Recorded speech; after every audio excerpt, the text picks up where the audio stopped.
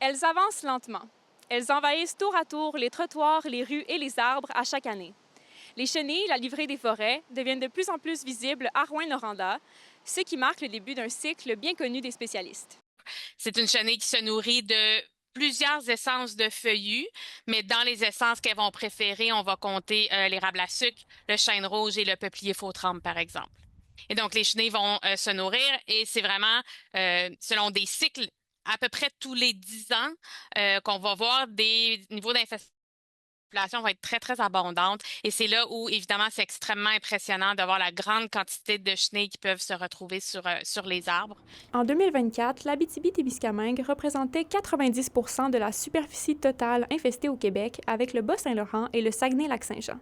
Toutefois, on dit que les chenilles seront moins nombreuses cette année. Actuellement, là, c'est majeur en Abitibi.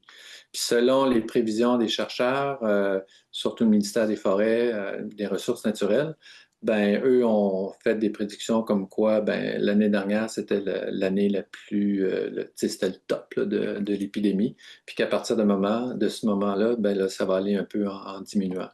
Puis, ben, avec leur inventaire forestier qu'ils font de façon rigoureuse à chaque année, ils sont en mesure justement de faire ce genre de prédictions. D'après l'entomologiste Pierre Terrien, pour ce qui est des forêts de la région, elles ont su s'acclimater à la présence de ces insectes envahisseurs et il n'y a donc aucune inquiétude à avoir. C'est un insecte qui existe dans l'écosystème depuis des milliers d'années. Donc, les forêts sont quand même adaptées. Les arbres en bonne santé vont bien résister à des attaques de lévrier des forêts. Ce qu'on peut voir, c'est les arbres qui sont affaiblis pour d'autres raisons, là, présence de maladies ou un sol qui est très sec, manque d'eau, des choses comme ça. Eux, ils peuvent peut-être mourir, mais c'est une faible proportion du peuplement. Fait que le peuplement n'est pas en danger, là. Selon Pierre Terrien, la zone où se trouve la livrée des forêts risque de se déplacer vers le nord à mesure que les températures augmenteront. Élise Tessier, RNC Nouvelles, Rouyn-Noranda.